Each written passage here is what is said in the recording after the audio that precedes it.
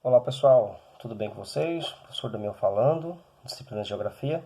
Vamos nós para mais uma videoaula, dando continuidade à nossa discussão sobre o continente americano. Desta feita nós vamos lá para a unidade 6, o capítulo 6 do nosso livro, tema 1, entre as páginas 156 e 159. Depois de termos discutido sobre a América Central, iniciaremos um debate, uma discussão acerca dos aspectos gerais, inicialmente, da América do Sul. Abordaremos alguns aspectos inicialmente mais relevantes acerca dessa porção mais ao sul do continente americano, né? Trataremos de aspectos econômicos, igualmente de aspectos populacionais, e aí, posteriormente, abriremos aí a deixa para que outros pormenores sejam discutidos dentro da lógica da América do Sul, ok? Então, o que falar sobre a América do Sul? Os aspectos territoriais inicialmente, né? É importante salientar que a América do Sul ali, ela é essa porção mais ao sul do continente americano, constituído por 12 estados, né? Mais precisamente Argentina, Chile, Uruguai, Brasil, Paraguai, Bolívia, Peru, Equador, Colômbia, Venezuela, Guiana e Suriname, além de um departamento francês ultramarino, que é a denominada Guiana Francesa, tá certo? É uma vasta porção do continente americano. Nós, inicialmente, quando estudávamos acerca do continente como um todo, dizíamos que se trata de aproximadamente 40% e 42% do território americano é essa porção ao sul do continente, né? Tendo esses países aí bastante diversificados, multiétnicos, né? Alguns com distintas e agudas situações de crise econômica, de dificuldades socioeconômicas, né? Tendo o Brasil como o país mais extenso e mais desenvolvido da sub-região do continente americano. Então nós vamos aí apresentar algumas dessas informações inicialmente para vocês acerca da América do Sul, ok? Vamos iniciar falando sobre os aspectos econômicos, né? E aí nós podemos afirmar que os países que constituem a América do Sul, eles compartilham de muitas situações em comum, né? Tem muitas questões, particularmente advindas da economia, que são algo em comum ali entre os países sul-americanos, né? Inicialmente, podemos observar, por exemplo, a base econômica desses países. Falávamos nas aulas anteriores sobre a América Central e dizíamos ser a agricultura, né, a exportação de produtos primários, a base econômica dos países centro-americanos. Na América do Sul não é muito diferente, né? Nós temos também na exportação de commodities a principal, talvez para alguns e para outros, está ali entre as principais atividades econômicas que fortalece a sua balança comercial no mercado externo. Mas o que são efetivamente as commodities, né? O termo commodity é uma palavra de língua inglesa, né? Um termo inglês que é utilizado para designar os recursos minerais, vegetais ou animais, né, que são comercializados no mercado internacional e a que possuem valor estratégico, como por exemplo a soja, a cana-de-açúcar, o petróleo, o carvão, entre muitos outros. Então, basicamente, são as commodities ali as principais responsáveis pela pauta de exportação de alguns desses países. Por exemplo, a agricultura ela é fundamental. Ela é fundamental para a Colômbia, porque é um dos maiores exportadores de café.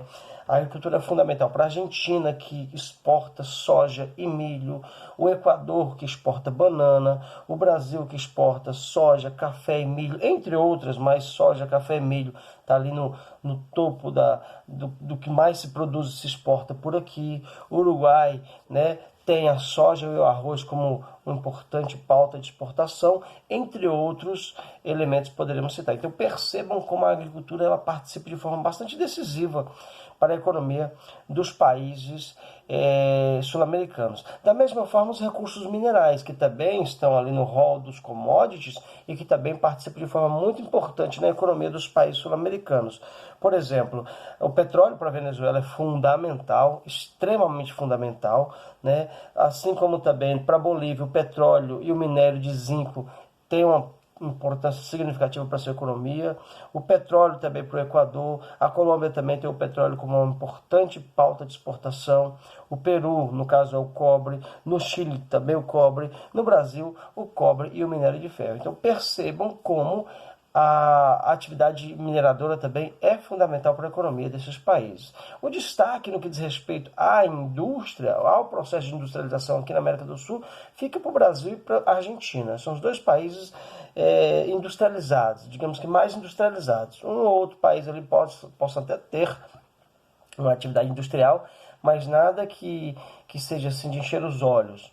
Poderíamos dizer que a economia mais diversificada de fato e os parques industriais mais assim pujantes é de fato do Brasil e da Argentina. A Argentina ali muito concentrada no setor automobilístico, né, na montagem de automóveis, assim como o Brasil, mas o Brasil é um pouco mais diversificado do que a Argentina no que diz respeito à sua industrialização. Até pela extensão do país, bem como também pelo grande crescimento econômico de algumas cidades, particularmente, né, na região sudeste de São Paulo, do Rio de Janeiro, né, e hoje esse processo de descentralização industrial tem se verificado também no Brasil.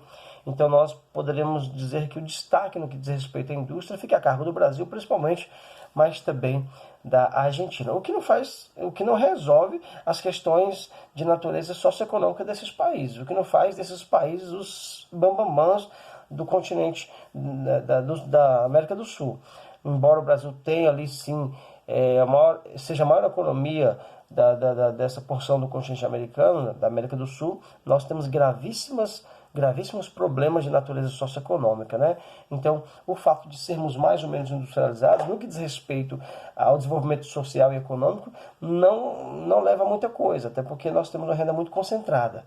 Perceba que, por exemplo, nós vamos falar, o Chile, o Uruguai, que não são industrializados tal qual o Brasil, têm IDH melhor. Então, o grande problema vai estar em outros elementos, particularmente no que diz respeito à distribuição de renda, tá certo? E é justamente sobre isso que nós vamos abordar, sobre o desenvolvimento socioeconômico. Depois de apresentarmos alguns dados muito sumários, é verdade, acerca da economia, vamos entender de que forma isso transforma a vida das pessoas, de que forma a economia do país faz com que haja desenvolvimento ou não da população dos 12 países, dos respectivos países que compõem a América do Sul. Um fato que precisa ser observado, que é relevante, é o passado histórico dessa galera aqui na América do Sul. Por que não da América Latina? Nós já falávamos de modo geral, né? Mas aqui na América do Sul, todos os países ali, eles meio que também compartilham de um passado histórico que foi o processo de colonização, né? Então o processo de colonização aqui, ele contribui de forma muito significativa para a atual estruturação da economia e da realidade desses países. Por exemplo, o Brasil, vamos usar o Brasil ali como referência porque nós vamos entender os demais países. A nossa situação fundiária, a concentração de terras aqui no Brasil, o empobrecimento da população rural, em certa medida, né? Tudo isso é advindo do processo de colonização, que concentrou terras, que distribuiu capitanias hereditárias, que investiu no processo denominado de plantations, né, que é a produção para a exportação, mediante a grande propriedade, a mão de obra escrava.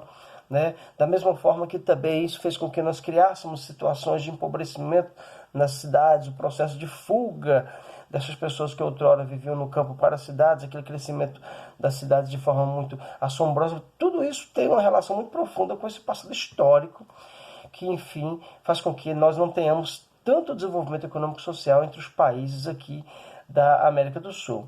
Em se tratando de IDH, de Índice de Desenvolvimento Humano, nós vamos ver algumas peculiaridades aqui na América do Sul. Nós poderíamos ser tentados a achar que o Brasil, por ser a maior economia da região, fosse também o melhor IDH. Porém, nós sabemos que não é. Já tivemos a oportunidade de discutir isso em outros momentos. Nós temos ali alguns países que, mesmo não tendo toda essa pujança econômica que o Brasil tem, se destacam no IDH por terem ali, a gente sabe que o IDH ele é fundamental que se observe a educação, que se observe os indicadores de saúde, os indicadores também de expectativa de vida e distribuição de renda, né? Então, quando se tem uma significativa melhora em um desses indicadores, em comparação com outro país, você vai ter ali, evidentemente, um descolamento do IDH. Isso acontece aqui. Então, em relação ao Índice de Desenvolvimento Humano, IDH, os países da América do Sul encontram-se em 3 níveis, né? E aí nós sabemos que o IDH ele vai num score de 0 a 1. Quanto mais próximo de 1, mais elevado o IDH. Quanto mais próximo de 0, menos baixíssimo será o IDH. Então nós temos esses três níveis. Nós temos países com IDH muito elevado, é o caso de Chile e Argentina, né? Eu vou dar uma pescada aqui. O Chile tem o IDH de 0,47, tá certo? Ou seja, bem próximo de 1. A expectativa de vida no Chile é de 82 anos e o tempo médio de escolaridade, que é algo muito importante, ultrapassa os 16 anos. Ou seja, uma criança, um jovem no Chile estuda em média 16 anos, ou seja, tem um período de escolaridade bem significativo. A Argentina, que é outro país que está ali no grupo do IDH muito elevado, aqui na América do Sul, tem um IDH de 0,827, expectativa de vida de 76 anos, 76,5, e período de escolaridade até maior do que o do Chile, né, que é justamente a escolaridade que eleva ali o IDH da Argentina, com 17,3 anos em média de escolaridade. Depois nós vamos ter os países com IDH elevado. Aí podemos citar Uruguai, Venezuela, Brasil, Peru, Equador, Colômbia e Suriname, né? Vamos desse grupo usar o Brasil como exemplo. O nosso IDH é de 0,754. Isso são dados de 2015, pessoal, mas dá para nós fazermos um comparativo. Perceba como o nosso IDH é bem aquém se comparado com o IDH do Uruguai, do Chile e da Argentina, e também do Uruguai, por que não? Né? Porque nesse grupo de IDHs médios, né, que tem, repito, Uruguai, Venezuela, Brasil, Peru, Equador, Colômbia e Suriname, nós estamos abaixo do Uruguai e abaixo da Venezuela. Né? A nossa expectativa de vida está entre 74,7 anos, né? E o nosso tempo de escolaridade, a expectativa de escolaridade é de 15,2. Né? Ou seja, estamos ali num patamar relativamente menor do que desses países outrora citados. E se formos falar dos precaríssimos IDHs, ou seja, daqueles IDHs que são considerados médios, mas que na verdade são muito ruins, só não são piores do que, por exemplo, alguns IDHs de alguns países africanos, e nós poderíamos citar Bolívia, primeiramente o Paraguai, a Bolívia e a Guiana, que são IDHs assim, paupérrimos, extremamente precários. Então perceba essa situação de desigualdade entre os países que compõem o continente sul-americano, nessa porção do continente americano denominado de América do Sul, tá certo? Mas além dessa desigualdade entre países, o que é mais recorrente também é a desigualdade interna, ou seja, dentro dos próprios países, né? Esses contrastes, eles são abissais. Os países da América do Sul, boa parte deles são recordistas no que diz respeito à desigualdade socioeconômica entre a sua população. Nós vamos ver situações, por exemplo, de uma parcela pequena da população com um nível de vida assim, igual, não devendo nada ao nível de vida de quem vive, por exemplo, na Noruega, onde se tem o melhor IDH do planeta, e você vai ver, no mesmo lugar, situações de pessoas ali, de alguma cidade ou de algum estado dentro do próprio país, com IDH que não deve nada a situações de países paupérrimos da África, por exemplo. Né? Então nós temos sim, muito verificadamente, esses desníveis dentro dos países da América do Sul. E o Brasil é talvez o campeão no que diz respeito a esse aspecto, né, da desigualdade social. Existe um indicador chamado índice de Gini. É um instrumento de avaliação da desigualdade social de uma população, pois indica o grau de concentração de renda existente na população, apontando a diferença entre os rendimentos dos mais pobres e dos mais ricos. O índice de Gini, assim como o IDH, ele varia também de 0 a 1, outros também calculam-se de 0 a 100, o que faz com que a gente perceba, quanto mais próximo de 100, aí é justamente o oposto. Quanto mais próximo ali de 100, é maior a desigualdade. Olha só, o índice de Gini varia de 0 a 1 ou de 0 a 100. O valor 0 indica a situação de igualdade. O valor de 100 indica a situação de extrema desigualdade. E aí, observando aqui o mapa, dos 12 países que compõem a América do Sul, Brasil e Venezuela são os países que têm o índice de Gini mais elevado, ou seja, que tem a situação de desigualdade mais aguda, né? Os países que têm o índice de Gini, ou melhor, o país que tem o índice de Gini menos elevado é o Uruguai, seguido do Peru. Mas o Uruguai é o país que tem a situação de desigualdade menos verificada. E o Brasil e a Venezuela, eu falei Venezuela, gente, perdoem, Brasil e Colômbia. O Brasil e a Colômbia têm essa situação de desigualdade mais aguda, assim retrata o índice de Gini. Então são situações que revelam essas questões ali econômicas, e os indicadores socioeconômicos estão aí para comprovar como, infelizmente, nós temos muito a ser feito, como existem muitos gargalos no que diz respeito aos aspectos socioeconômicos, aos indicadores sociais, ao índice de desenvolvimento humano.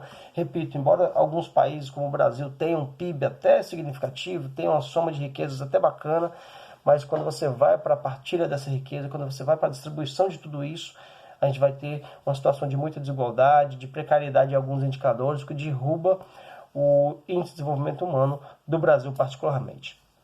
E aí nós vamos perceber essa desigualdade tanto no campo quanto na cidade, né? Isso vai estar revelado, por exemplo, nas áreas rurais, e aí o Brasil e outros países também eles carregam muito essa situação de desigualdade no campo, e aí nós percebemos mais uma vez um cenário que é muito típico de uma herança, entre aspas, maldita da colonização, que, repito, privilegiou, priorizou ali a grande propriedade rural, a mão de obra escrava, que foi ali um marco lamentável das pessoas que tiveram que vir para cá serem escravizadas, particularmente do continente africano.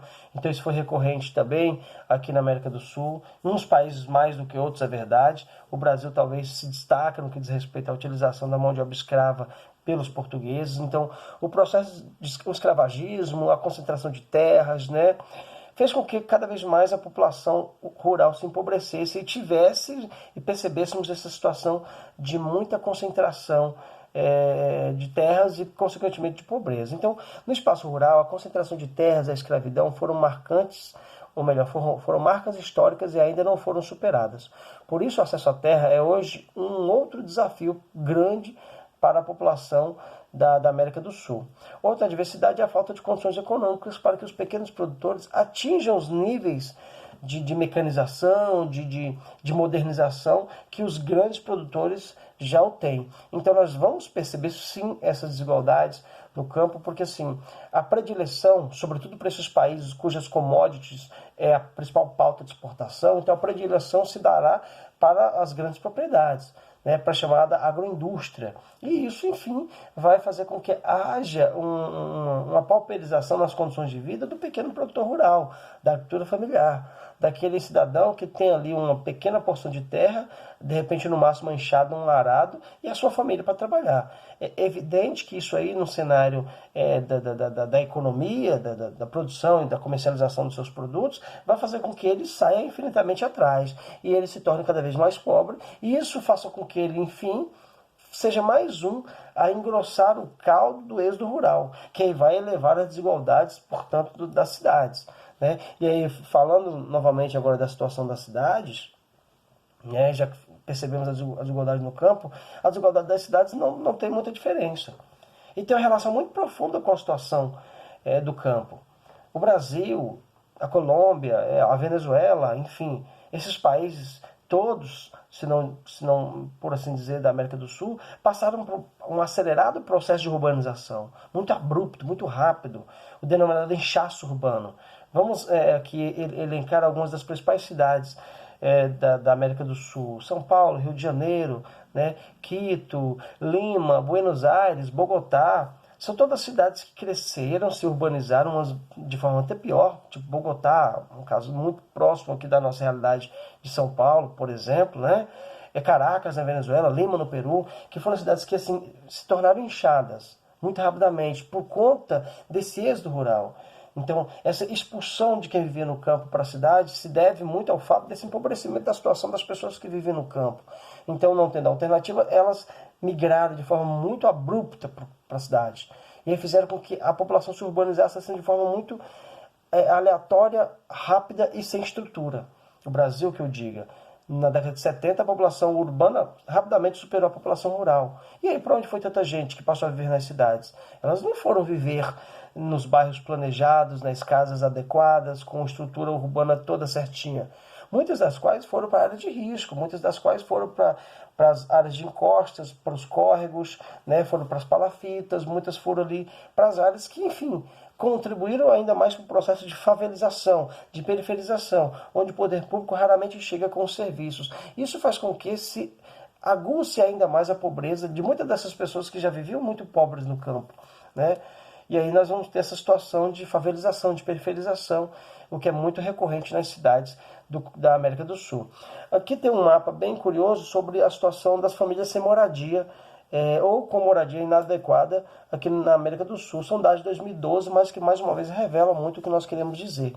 E entre esses países que têm a pior situação no que diz respeito à moradia, das famílias sem ou com moradia inadequada, destaca-se o Peru e a Bolívia, com os piores índices, seguidos do Equador e do Paraguai.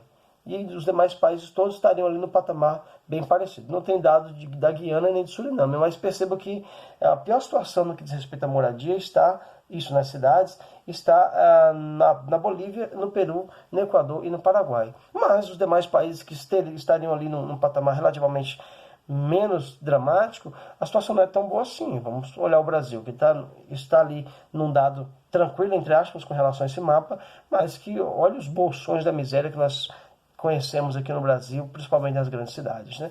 Então são os gargalos também verificados no que diz respeito às condições sociais no campo e na cidade. Isso faz com que surjam os movimentos de contestação, surjam os embates, surjam aqueles movimentos que vão questionar inúmeras dessas situações que vão, portanto, botar o bloco na rua e criar movimentos de luta, de contestação, literalmente, né? São os denominados movimentos sociais. É bem verdade que a América do Sul, durante algumas décadas, ficou ali engessada por ditaduras militares, boa parte delas apoiadas pelos Estados Unidos, que sucumbiu com a democracia, que sucumbiu com os direitos, com as garantias civis, etc., e que fez com que a população de vários países da América do Sul ficasse aterrorizada mediante essas ditaduras. Mas ali as décadas de 70 e 80 foi muito importante para o processo de redemocratização.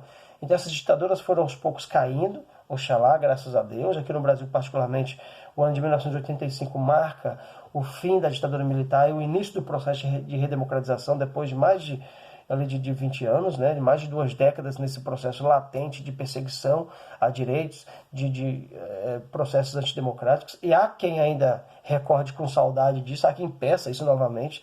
É insano ver isso, é insano você ligar a TV ou acessar um site e ver movimentos antidemocráticos pedindo a volta da ditadura. Isso é absurdo e está fazendo parte do atual cenário político do Brasil, é bem lamentável. Mas, enfim, os países se redemocratizaram e isso abriu espaço para o surgimento dos movimentos sociais. Então, foi nesse contexto que se formaram os movimentos sociais contemporâneos, que reúnem grupos de pessoas que espontaneamente organizam-se e atuam de modo coletivo em defesa de suas necessidades. Assim, a maior parte das reivindicações desses movimentos sociais está relacionada ao acesso à moradia, à terra, à água e a serviços de saúde e educação. Percebam como são elementos básicos. E essas pessoas, por não terem acesso à água, à moradia, à saúde, à terra, elas se organizam em movimentos sociais e vão para o fronte. Vão interpelar a grande cidade que os tornam favelizados, vão interpelar o grande latifundiário que os tornam sem terras, vão interpelar as grandes indústrias ou, enfim, os grandes empreendimentos que poluem as águas e assim sucessivamente. E é muito importante que se diga que é necessário haver os movimentos sociais que interpelem essa sociedade capitalista e excludente, né? Então, portanto, nós podemos destacar alguns movimentos sociais, né, pelo continente, pela América do Sul, como, por exemplo, a CONAI, a Confederação das Nações Indígenas do Equador, muito importante. O outro movimento também na América do Sul, mais particularmente na Argentina, é o movimento das Mães da Praça de Maio, que é mobilizado pelas mães dos filhos desaparecidos durante a ditadura militar, um movimento incrível também, bem bacana, né? Temos também na Argentina um outro movimento que se formou, que são os piqueteiros, organizados na década de 80 por trabalhadores recém-demitidos da empresa petrolífera e Cimentos, ou seja, há uma situação de demissão de uma empresa organizou um movimento social. E o Brasil, por que não dizer, o Movimento dos Trabalhadores Rurais Sem Terra, talvez seja o nosso principal movimento social de luta pela terra, de acesso à terra, o MST, que muita gente, por não conhecer, acaba criando situações assim, temos que desmistificar muitas situações de que as pessoas criam acerca do MST, que são vagabundos, que às vezes estão ali invadindo terra alheia. O MST tem um motivo muito sério para existir, que é a concentração de terras no Brasil, mas podemos citar também o movimento de luta dos trabalhadores urbanos por acesso à moradia, o movimento daqueles que são atingidos por grandes barragens, por conta da quantidade gigantesca de hidroeletricidade aqui no Brasil. Então existe o movimento dos atingidos por barragens, que são aquelas pessoas que são ali atingidas pelos grandes lagos e que têm que se deslocar. Ou seja, a presença de movimentos no Brasil, na Argentina, no Equador, no Chile é muito interessante. Isso muito diz acerca da realidade em que essa população vive, né? De muita carência, de concentração de renda, de políticas públicas inadequadas, de autoritarismo, entre outros aspectos. Então, assim, discutir a América do Sul é discutir uma série de elementos. E é muito próprio de nós, então nós podemos discutir com mais propriedade, tá certo? Mas inicialmente seriam essas a abordagem. Inicialmente falando da economia, dos indicadores sociais, das desigualdades do campo, na cidade, da situação dos movimentos sociais, mas posteriormente nós vamos falar um pouco mais sobre os recursos naturais do continente, e aí isso que nós falamos hoje nós vamos aprofundar um pouco mais nas nossas atividades, tá certo? Eu espero ter contribuído um pouco com vocês nessa nossa discussão, agradeço aí pela atenção, fiquem bem e até a nossa próxima oportunidade.